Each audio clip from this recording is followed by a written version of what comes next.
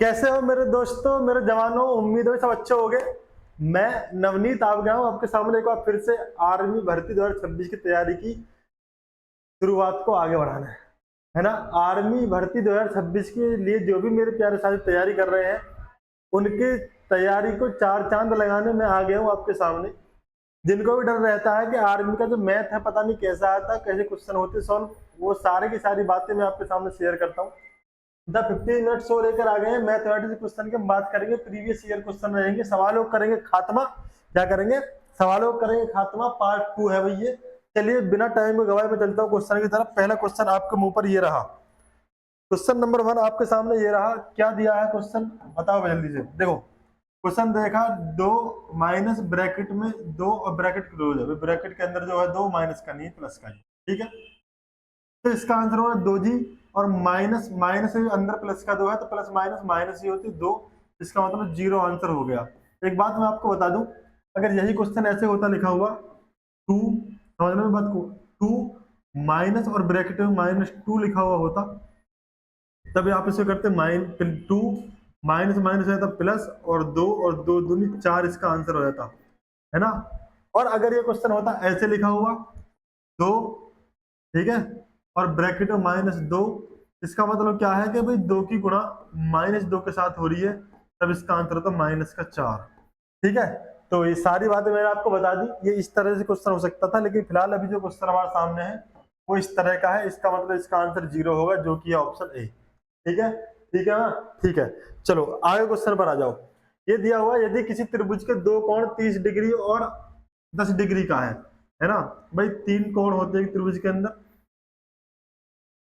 बना दिया हमने ऐसे ही। ये दे रखा है 30 डिग्री का, ये दे रखा है 10 डिग्री का, ये हमसे पूछा, मुझे पता नहीं जी, एक्स का मान लिया। तीसरा कोण बताओ। तभी एक बच्चा बोला कि मास्टर साहब आपने बताया था पिछली क्लास में कि त्रिभुज के तीनों कोणों का जो योगफल होता है वो 180 डिग्री होता है। मैं बोला हाँ भाई। तो इसका मतलब ये हुआ कि अगर मैं एक्स को और 30 को और 10 को जोड़ू तो 180 डिग्री होनी चाहिए, बिल्कुल होना चाहिए। हमें निकालनी एक्स की वैल्यू। 30 और 10 कितना हो गया? 40, बराबर कितना होगा? 180, है ना। हमें एक्स की वैल्यू निकालनी है, तो भाई मेरे 180 में से ये प्लस का 40 उधर जाएगा तो माइनस का हो जाएगा। इसका मतलब 140 डिग्री आ गया। कितना आ गया? 140 डिग्री आ गया। 180 में से 40 माइनस करा तो 140 डिग्री आ गया। अच्छा, लेकिन इसमें कुछ और है क्वेश्चन, यहाँ देखो। यानी एक कोण हमारा 30 डिग्री का है, दूसरा है 105 डिग्री का, तीसरा मेरा मान लिया x डिग्री का। x की कोई वैल्यू होती नहीं, आप जानते ही हैं। ये तीनों को मिला के 180 डिग्री बनेगा। इनको जोड़ दूंगा तो 135 प्लस x बराबर 180, ठीक है। 135 को माइनस कर दो 180 में से, तो कितना आ जाएगा? 45 आ जाएगा, ठीक है। यानी ऑप्शन बी सही है। ठीक है जी, ठीक है जी, ठीक है। चले आगे चलो। ये क्वेश्चन दिया हुआ 45 का 7/9 मान क्या है? भाई साहब 45 का दिया 7/9। तभी एक बच्चा बोला कि जी आप तो कह रहे का मतलब गुणा होता। मैं बोला हाँ जी, तो गुणा लगा दो 7/9। अब इसकी काटा पीटी कर दो, काटा पीटी कर देते हैं। तभी एक बच्चा बोला 9 से काट दो जी, 9 एकम 9, पन्ना 45, यानी 5 की 7 में गुणा करेंगे तो 5 सत्ते 35, 7 पन्ना 35। ऑप्शन बी सही हो जाएगा। ऑप्शन क्या हो जाएगा? बी बिल्कुल सही हो जाएगा। यहाँ तक कोई डाउट है भाई? कोई डाउट है? नहीं है ना। आगे आ जाओ। इसे देखो, ये कह रहे हैं 300 मीटर लंबाई और 200 मीटर चौड़ाई वाले एक खेत का मैदान का क्षेत्रफल ज्ञात करो। एक खेत का मैदान है भाई, जिसकी लंबाई चौड़ाई दे रखी है। क्या है? 300 मीटर लंबाई है और 200 मीटर चौड़ाई है। क्या पूछा? इसका क्षेत्रफल पूछा। क्या पूछा? क्षेत्रफल पूछा। साउथ कोरिया के बच्चे को पता होता है कि जी जो आयत होता है, क्या होता है? आयत होता है। आयत का क्षेत्रफल जो होता है जी, वो तो लंबाई गुणा चौड़ाई होता है। बोले ठीक है जी, लंबाई गुणा चौड़ाई होता है, तो लंबाई तो हमें क्वेश्चन में दे रखी 300 मीटर और जी चौड़ाई दे रखी 200 मीटर। मैंने तो 300 की और 200 गुणा की, तो 3 दूनी 6 हो गया। दो जीरो से तो यहाँ रख दी उठा के, दो जीरो यहाँ से रख दी मैंने उठा के, तो ये जी 60,000, इसमें मीटर में 60,000 मीटर स्क्वायर आ गया क्षेत्रफल। 60,000 मीटर स्क्वायर, ऑप्शन ए सही होगा, है ना, ये मीटर स्क्वायर ऊपर है।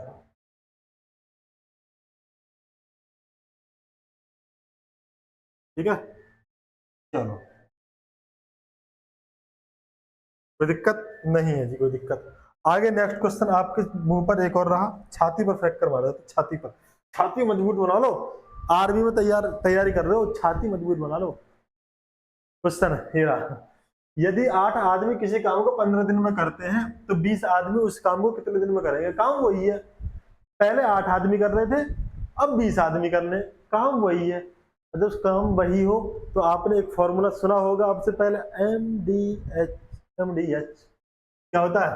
देखो, M D H is equal to M D H, two लगा दिया भाई। आदमी दिन घंटे, तो घंटे तो इसमें दिए नहीं है, आदमी दिन याद रखो, आदमी कितने 8, दिन कितने हैं जी 15, ठीक।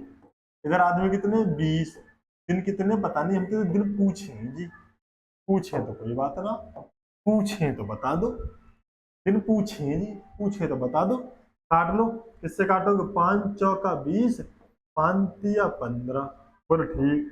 और काट लो किसी से, मैं बोला काट लो जी, 4 एकम 4, 4 दूनी 8, कोई दिक्कत है? बोले नहीं जी, 3 की 2 में गुणा करेंगे 6 आ जाएगा, बराबर आ रहा डी।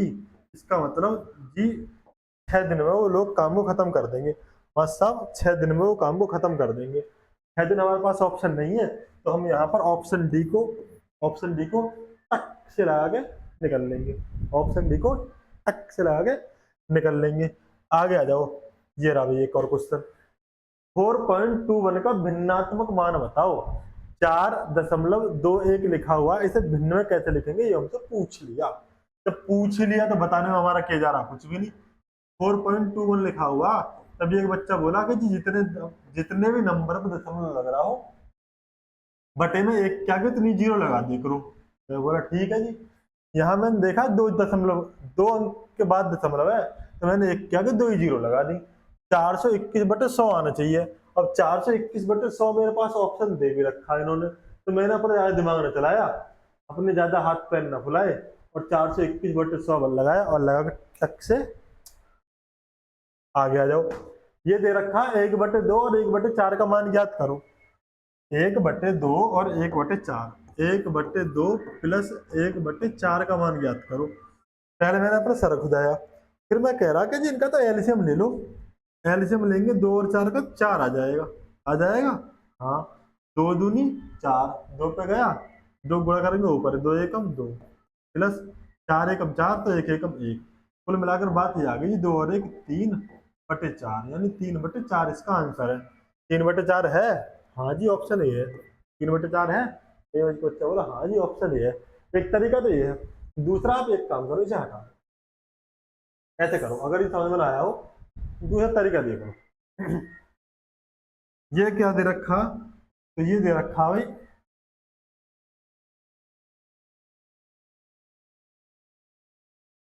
ये दे रखा जी 1/2 प्लस करना 1/4। इन्हें जोड़ते वक्त हमें एक बात ध्यान रखनी होती है, इधर नीचे 4 दे रखा, काश ये भी 4 होता तो ऊपर के को डायरेक्ट जोड़ देता और नीचे 4 रहे।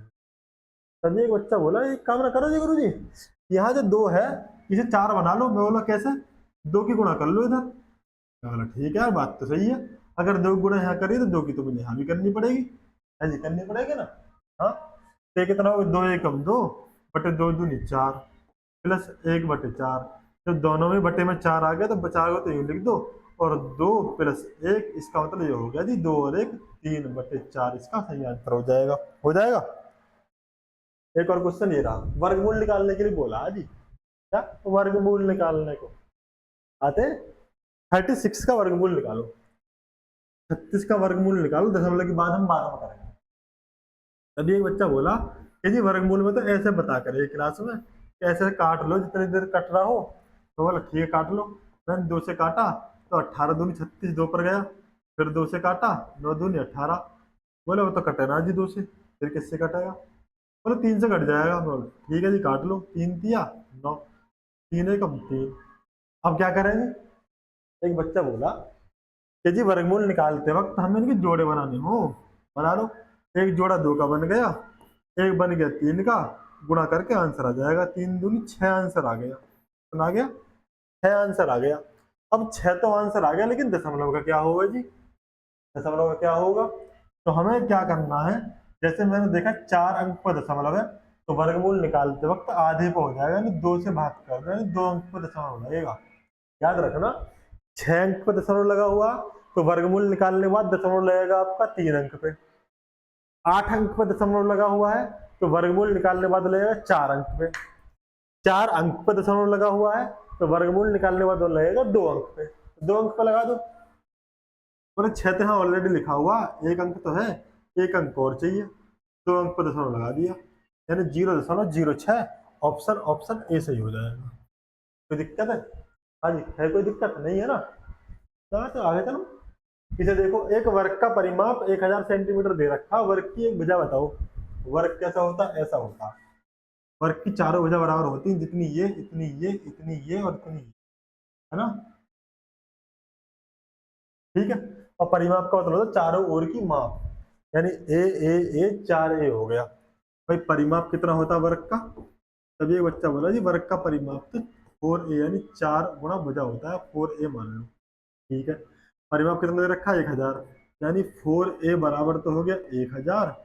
अब मैं अगर 4 से भाग कर दूं, इधर गुणा में उधर जाएगा भाग में, अगर मैं 4 से भाग कर दूं, 4 दूनी 8, 4 पंजे 20, 250 आ जाएगा। 1000 को 4 से भाग करो, 250 आ जाएगा। ये तो बात पता ही है। कोई बड़ी बात कही मैंने? कही कोई बड़ी बात? आप कहोगे ना बड़ी बात तो मैं कभी कहता ही ना। भुजा पूछी है जी 250 सेंटीमीटर, ऑप्शन डी आ जाएगा। भुजा ही तो पूछी, भुजा मैंने निकाल दी। है कोई बड़ी बात? अरे भाई साहब, कोई बड़ी बात है? नहीं है ना? चलो ना है बड़ी बात तो आगे आ जाओ। ये क्वेश्चन दे रखा 3 घंटे बराबर कितने मिनट के? 3 घंटे कितने मिनट के बराबर? तभी एक बच्चा बोला एक बात तो बताओ गुरुजी, 1 घंटा जो होता है वो 60 मिनट के बराबर होता। मैं बोला हाँ, बात तो कुछ ऐसे ही है। इन्हें पूछे 3 घंटा, तो 3 घंटा के लिए 3 से गुणा कर दो, एक में 3 घंटे हो जाएंगे। जब 3 से गुणा इधर करिए तो 3 से इधर गुणा कर लो। हाँ यार, ये बात तो ठीक है, यानी 3 घंटा बराबर हो जाएगा 6 तिया 18, 180 मिनट। तो 60 की 3 में गुणा करेंगे तो 180 मिनट आ जाएगा। तभी एक बच्चे ने ऑप्शन बी लगाया, और चुपके से बिना किसी को पता लगे, कानो कान खबर ना हुई किसी को, ऑप्शन लगा के आगे निकल गया। ये आ जाओ, जिद जीत की। जिद है भाई साहब, जीत की। क्वेश्चन दे रखा है कि x प्लस 4 की मल्टीप्लाई करनी है x प्लस 5। जो बिल्कुल ना जानते हो, जो बिल्कुल ना जानते हो, तुक्का लगाने की बात कर रहे हो, तो मैं उनको एक बात बता दूं, यहाँ कहीं से कहीं तक यहाँ भी प्लस है, यहाँ भी प्लस है, माइनस का कोई नामो निशान ना हो, माइनस का कोई जिक्र ना हुआ। जब कोई माइनस का जिक्र ना हुआ, माइनस का कोई नामो निशान ना है, तो जिस भी ऑप्शन में माइनस का निशान आ रहा होगा वो कट जाएगा। माइनस का उत्तर होने का ही ना। ठीक है, माइनस का उत्तर होने का ही ना। ठीक है। अच्छा, एक बात बोले देवी, अजय गुरुजी तुम गुणा तो कर ही रहे हो, मास्टर साहब गुणा अगर तुम कर रहे हो तो कहीं ना कहीं इनकी 4 की 5 में भी होगी। बोला हाँ, जब 4 की 5 में गुणा होगी तो 4 पंजे 20, 20 भी आना चाहिए उत्तर में, 20 भी आना चाहिए। तो बिल्कुल सही बात है, जब 20 भी आना चाहिए तो उत्तर तो जी ऑप्शन डी सही होना चाहिए, क्योंकि इसी में आ रखा 20। बात है, यानी ऑप्शन डी सही हो जाएगा। ये तो हो गया उन लोगों के लिए जिनसे मल्टीप्लाई ना आ रही, कैसे करें जी, तुक्का फिट करने की बात है, ऐसे सोच सकते हैं, ऐसे सोच सकते हैं। अब आगे आ जाओ। मल्टीप्लाई करने का मतलब ये होता है कि इसकी गुणा पहले इस ब्रैकेट में करनी है पूरे में, फिर 4 की गुणा करनी है इस पूरे ब्रैकेट में। ठीक, कैसे करते हैं? एक्स लिख लो यहाँ और आगे ब्रैकेट लिख दो x प्लस 5। ठीक है, ठीक है। अच्छा, प्लस 4 की गुणा और करनी है, इसमें करनी है x प्लस 5 में ही करनी है, बिल्कुल लिख दो। यहाँ तक लिखने में कोई समस्या होगी ना? है ना? कोई बात ना। x की गुणा x में करेंगे तो x में x की गुणा करेंगे तो x की घात 2 हो जाएंगी, हो जाएगी। ठीक है, x की गुणा 5 में करेंगे, प्लस का निशान तो प्लस लगा दो, 5 में x गुणा करेंगे तो 5x हो जाएगा। ठीक, अब यहाँ प्लस दे रखा, प्लस लगा दो, 4 की गुणा x में करेंगे तो 4x हो जाएगा। ठीक है, प्लस 4 की गुणा 5 में करेंगे, 4 पंजे 20 हो जाएगा। हो गया? अब कर लो, एक्स स्क्वायर तो अकेला, एक्स एक्स वाले में जोड़ लो, 4x और 5x जोड़ेंगे तो 9x हो जाएगा, हो जाएगा। और प्लस का 20 अकेला इधर रह गया, यही उत्तर होगा, जो कि ऑप्शन डी। यहाँ से तक तो मुझे कोई दिक्कत थी ना, ये किसी को दिक्कत है कोई बड़ी बात ना है, चलो ना है बड़ी बात तो इसे देखो। देखो यदि 40 10 25 20 35 और x का अनु औसत दे रखा है, हमको पता है, मैंने पहले बताया कि जी औसत जो होता है वो होता है कुल योग, क्या होता है, कुल संख्याओं का योग, और बटे में होता है जी कुल संख्याएं, जो संख्याएं, ठीक है जी। औसत कितना दे रखा है, औसत दे रखा 25, और कुल योग निकाल लो, इन्हें जोड़ लो। देखो 40 और 10 50, ठीक है, 50 और 20 70, ठीक है, 70 और 30 100, ठीक है, 30 में से 5 मैंने इधर कर दिया, 30 हो गया, यानी 130 हो गया। तो कुल योग यानी औसत तो हमें दे रखा कितना 25, कुल योग कितना दे रखा है यहाँ तक अगर हम देखें 130 है जी, और प्लस एक्स और रह गया, बटे में कुल संख्याएं कितनी है, तो 1 2 3 4 5 6 संख्याएं हैं। मैं बोला ठीक है 6 से बटे में कर दो, है ना, 6 बटे में लिख दो, कोई दिक्कत है ना है। तो 6 बटे में इधर ले आओ, गुणा में आ जाएगा, यानी 25 गुणा 6 बराबर 130 प्लस एक्स।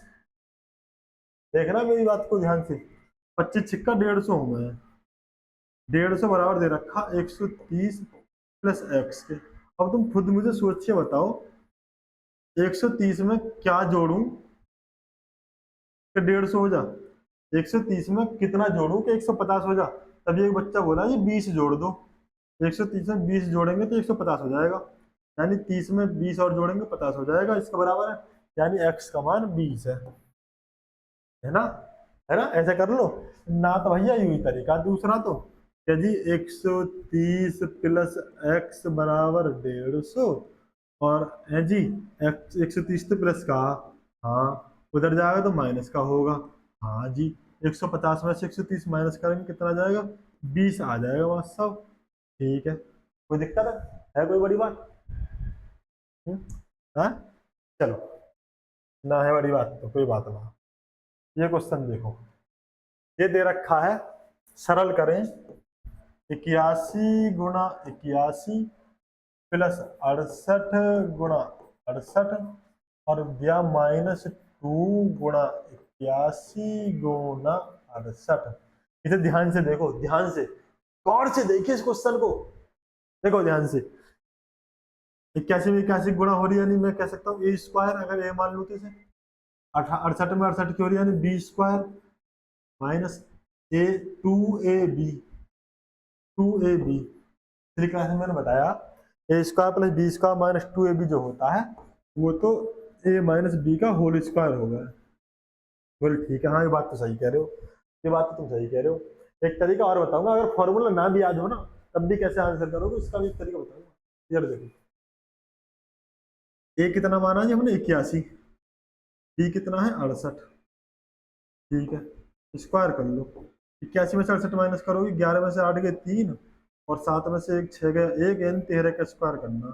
13 का स्क्वायर मतलब क्या है, 13 में 13 की गुणा।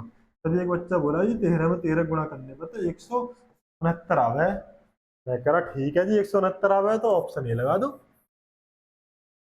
ऑप्शन ए लगा दो, कोई दिक्कत है कोई दिक्कत ना है। अब इसी गुणा कब तक करोगे तुम, गुणा तो ना कर पाएंगे। अच्छा दूसरी बात मैं ये कह रहा एक तरीका बताऊंगा साथ में, दूसरा तरीका देख लो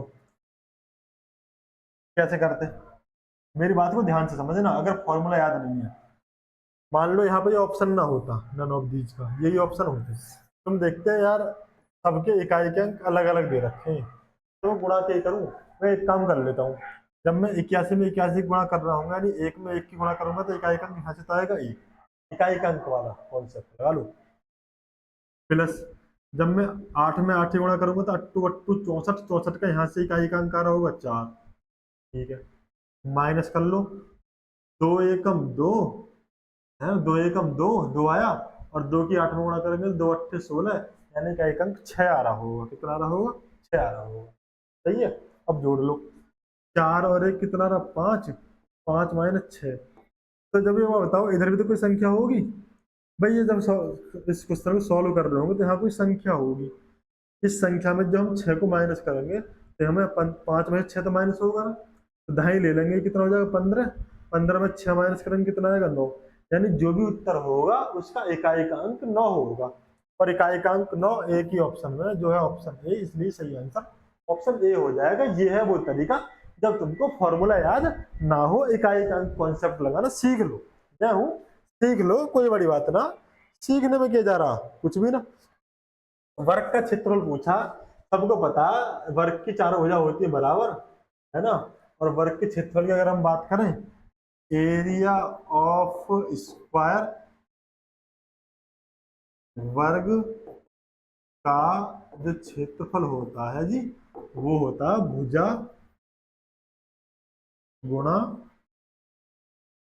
भुजा, है ना, भुजा गुणा भुजा, ऑप्शन ए से हो जाएगा, side into side option A से हो जाएगा, टक से बच्चा आंसर लगाएगा और चुपके से भाग जाएगा, कानो कान किसी को पता चलेगा। सारे क्वेश्चन हमने कर लिए कवर, बहुत ही स्पीड के साथ, बहुत अच्छे तरीके से। अगर कोई डाउट रह गया हो तो मुझसे पूछ लो, मैं हूँ, कमेंट बॉक्स में अपना कमेंट छोड़ दो। ऐसी वीडियो और चाहिए बेहतरीन तरीके से तो मुझे बताओ कमेंट बॉक्स में, रोज वीडियो मिलेगी, हर एक टॉपिक की मिलेगी, सारे मैं टॉपिक वाइज ले आऊंगा, प्रीवियस ईयर वाइज ले आऊंगा, जैसे चाहो वैसे ले आऊंगा, फ्री ऑफ कॉस्ट। ठीक है, चलिए मिलते हैं फिर आपसे नेक्स्ट वीडियो में नेक्स्ट क्वेश्चन के साथ, तब तक के सभी को जय हिंद, नमस्कार।